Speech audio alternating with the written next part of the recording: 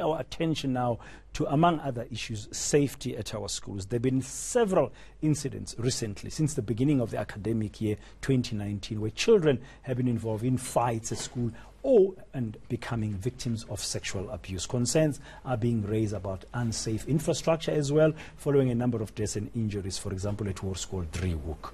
Now, the Basic Education Department's Elijah Mhlanga is in the studio with us to help us understand some of these issues and find out what the department is planning to do. Mr. Mhlanga, good morning. Thank you very much for coming in. Morning, thank you. Before we talk to you about the issues around safety and what plans, if any, your department is having, can we start about the story we just discussed now with Yuveka and Slindelo Masikana about the hair policy?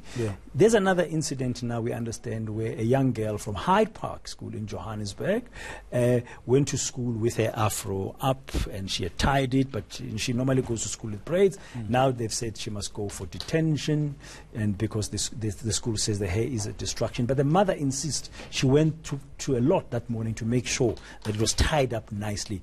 Is there a view at the national level about what schools should be doing in terms of hair policies? We know that the Gauteng Department of Education is going to be investigating this one, but I have you in the studio. Nationally, what's the view of the government about hair and black girls with hair? Well, it's not really about hair. It's about the code of conduct. What does it say? Does it embrace diversity? What does it say about how the children should look?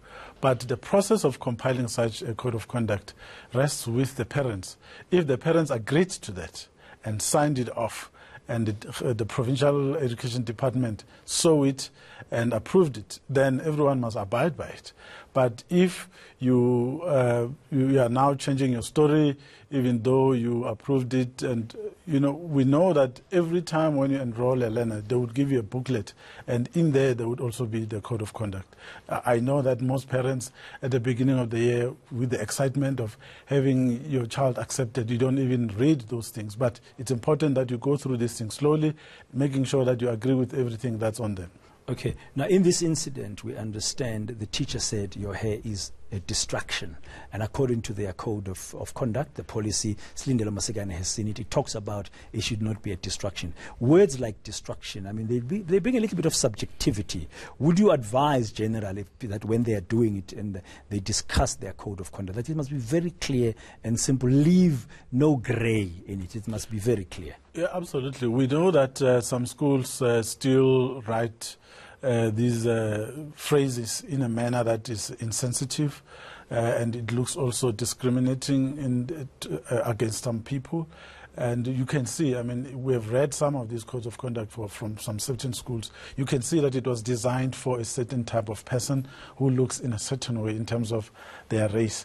And those are the things that we need to change. That's why right now we are in the process of amending all basic education laws to make sure that we align everything that happens in the sector, to make sure that all these insensitivities are dealt with. Okay, now let's move on. Safety at our schools. We've seen numerous incidents. There was a video we were playing earlier. We understand Panyaza Lisuf is going to be going to this school in Johannesburg where there was pupils were fighting amongst each other. We've also seen a number of allegations of sexual abuse at our schools by a teacher or a coach against youngsters.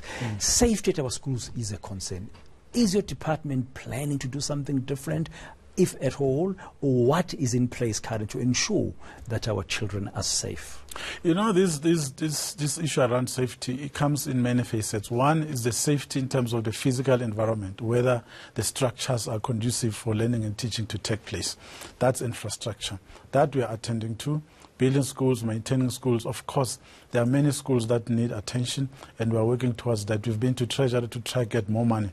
In fact, even as of tomorrow, we are in KwaZulu-Natal, where the minister in Hlutluwe will be handing over about 42 toilets to replace pit latrines which were in that school. So that's part of the SAFE initiative, which was launched by the president last year to try bring good quality facilities for use in our schools so that they are out of danger.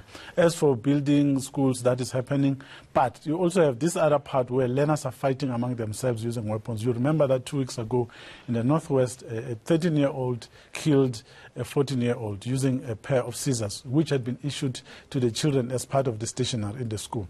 So that's a disturbing one as well. But you also find teachers abusing learners. whether it's corporal punishment or sexually. So all of those things, at the end of the day, they need an integrated approach. So what we've done, we have, in fact, in place an integrated school safety program which is supposed to be applied. But what is supposed to happen there is that we need everyone to come on board. We see in some places they've established what they call education forums, which are parents from all sectors belonging in that community that come to the school protected, making sure that there's no violence, making sure that there are no people selling drugs around the school.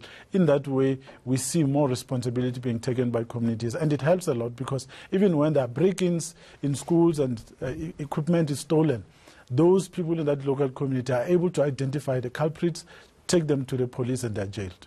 Now, basically, at a school level, it's up to the school itself to make sure that it's got the right kind of environment, from what you're hearing, parents and the teachers working together, and you, at a government level, in an integrated way, you're working with other agencies and stuff to ensure that overall schools are safe. Absolutely. We have an agreement which is, I think is going to 10 years now with the police, where we have linked schools to police station, urging police stations to have links, direct links with schools to make sure that when something is reported in a school, police respond swiftly. That's why you saw that video from Mhlanga, where police were called and they arrived in time while that person was still throwing bricks at the school. When the police arrived, they started attacking the police, but he was able to be dealt with. So that's the type of response that we require. And it's happening in some cases, but you don't have to wait for a crime if you're a police officer or you're a police station. You go into a school at any time to talk to the kids about safety, reporting bullying, how to detect behavior that could turn violent, but also to conscientize schools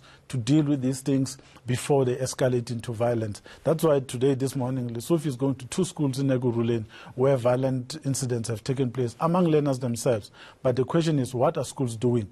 But also, what are parents doing to make sure that their children respect others, making sure that they demonstrate good behavior within school premises and outside school premises. Thank you very much. Elijah Mhlanga speaking for the National Department of Basic Education. Now,